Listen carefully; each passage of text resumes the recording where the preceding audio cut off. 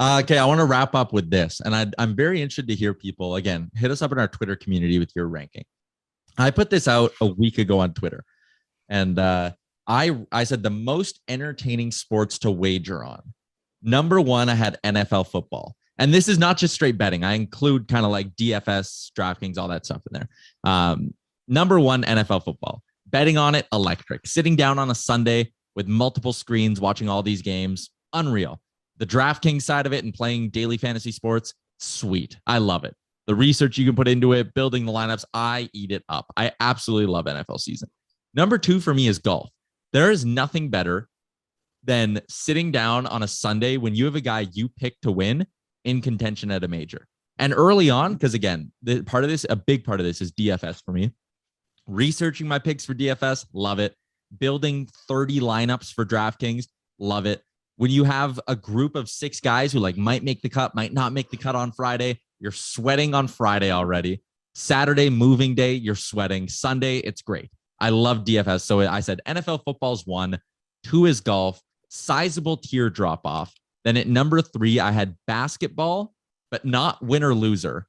I only go with over-unders or player props. Keeps you in the game. Yeah. I love in March Madness, just blindly, if there's a game on, I just blindly bet the over in the first half. Who cares? Whatever. It's fun money. It doesn't matter. And like sitting there in every bucket being like, okay, what are they on pace for now? We need a quick 3. A couple threes get made. You're fucking getting into it.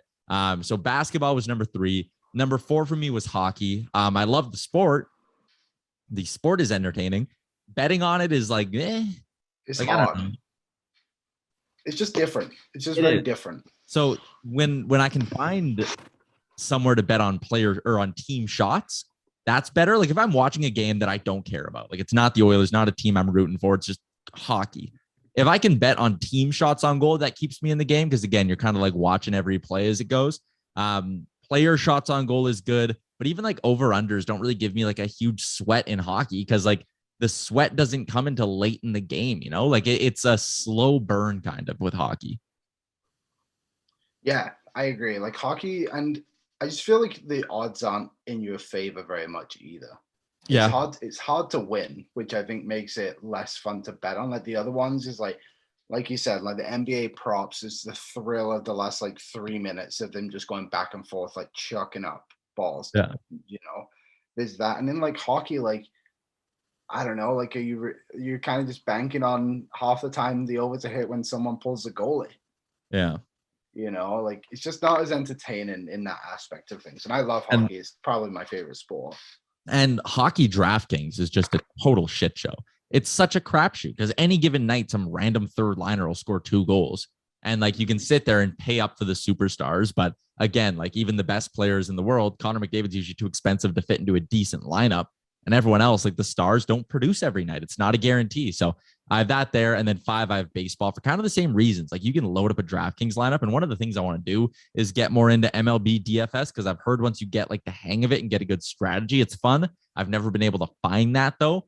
The best players can go 0 for 4 every third game. Like that shit happens. So like DFS is really hard for baseball. It's also a bit of a slow burn. Like I don't mind doing a little first 5 over under action. That's fun. When I'm watching Jays games, yeah, I do think there are areas where you can just by even looking at pitching matchups really make some money betting first 5s in baseball. That's something I got really into last summer. I had a system of like sort of a checklist where I'd look at a game, you know, look at the pitchers' ERAs, look at their ERAs over the last 3 starts, take a look at the other team, how they hit against either a lefty or a righty. And if it sort of checked all these boxes, then I'd play the first 5 innings and take the bullpen out of it. But baseball was 5 on my list. So it was NFL football, golf, basketball, over-unders or props, hockey, baseball. Liam, your rankings. My rankings. Coming in at number 1, NFL. Just everything about it is pure entertainment. The fact I can just sit on my ass all day and watch every single game on Red Zone and all that stuff just makes it so much better. Number 2, I actually have NBA. And I have that in the sense of like, I think the NBA does such a good job in the playoffs of lining everything up that it's like you never miss a game. And even like on Christmas, like the games never overlap. Like the scheduling is just so good that I can bet on 8 straight games and I can watch every single game. So I love that about the NBA. And like I said, just the idea of guys just chucking it up and just doing all that kind of stuff. Like I just really like the pace of it and the excitement of betting. Like even when I lose, it's like, okay, well, at least I enjoyed the game. Yeah, you get a bit of it. That's the hobby part of it, right? Like at least if you lose, you're like, ah, shit. At least I had a good time watching this game. Yeah. Number 3, English Premier League. That's the Englishman coming out in me. Just the money you can make from it is kind of takes it up the lineup a little bit for me. Like you'll get like guys like Harry Kane, who's just like an elite scorer, and he's like plus 200 to score, and he gets like 30 goals a year. You know, it's stuff like that. And it's like sometimes teams, the Bucks don't quite pick up on like how good teams are and that kind of stuff. So that kind of helps with some of the odds. Number 4, I have golf. I'm very new to golf betting. Last couple of years I've bet into it, but Masters was the first one I really bet on heavily. I had a decent weekend at the US Open. I only bet 3 balls, but on the first day I went 3 for 4. So that was nice. And those are all like plus 150, plus 175.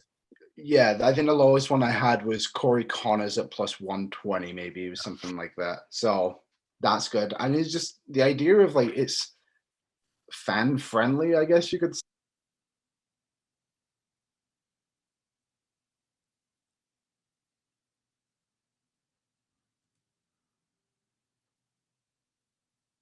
And number 5, I'm gonna go NHL just from watching the Oilers and stuff like that with Connor McDavid over 1.5 and Draisaitl.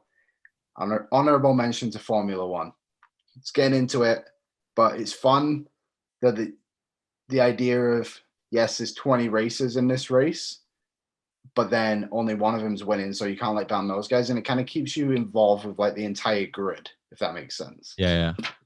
So that's where I'm at. That's my 5. So NFL, NBA, English Premier League, golf, NHL. I think that's the way I did it. And then Formula One, honorable mention. I can't argue with it. Like I'm not a big F1 guy. I'm not a big Premier League. I'm not a big footy guy. But I definitely see the appeal of it. I also like, just from what I do know, the idea of like you parlay a team with like how many corners there's going to be in a game, like those little weird props. Like, I don't know. I could see myself getting into that. Yeah, those are the fun ones. And I don't know. I like the idea of being involved in all aspects of the game. Like everything matters. I like that. And like, you just don't get that with some of the sports, like especially NHL. And also like, I think NFL plays into it because of like, I like to bet on my fantasy players. So that if they both have good weeks and I have a great week, but if they both have terrible weeks and I have a terrible week.